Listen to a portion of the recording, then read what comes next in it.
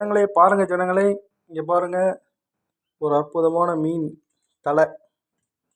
மீன் தலையை நல்லா மசாலா போட்டு, நல்லா மசாலா, லெமன், அதோட மீன் மசாலா எல்லாமே போட்டு நல்லா பக்காவாக மேரினேட் பண்ணி வச்சுருக்கேன் பாருங்கள்.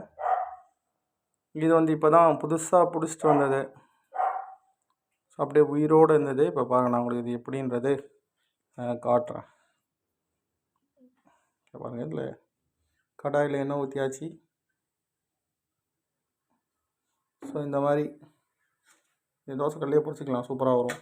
நல்லா கொஞ்சம் எண்ணெய் கொஞ்சம் லைட்டாக காயணும். அதுதான் செக் பண்ணால் இப்படி ஒரு சவுண்டு வரும். இந்த சவுண்டை வச்சு கண்டுபிடிச்சிக்கலாம். நல்லா சூடாகிடுச்சு. இப்போது நம்ம கேர்ஃபுல்லாக இதை எடுத்து போடணும்.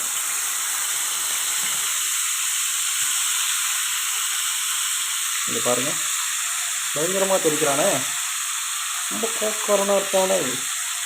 அவ்வளோதான், இதை போட்டோம். என்ன பண்ணுறோம், அதை போட்டு ஜஸ்ட்டு இங்கே பாருங்கள் போட்டாச்சு. போட்டதுக்கப்புறமா அதை என்ன பண்ணால் கொஞ்சம் நேரம் மூடி வைக்கிறேன். ஏன்னா வெளியில் எண்ணெய் தெரிக்குன்றதுனால ஜஸ்ட் இதை ஒரு மூடி போட்டு மூடி வைக்கிறோம். ஒரு 2-3 மினிட், ஒரு சில செகண்ட்ஸ் ஆகட்டும். ஓகே, இது பாருங்கள், அவ்வளோதான் எடுத்தாச்சு. ஸோ 2 ஒன்று சூப்பரான ஒரு வறுத்த மீன் ரெடி.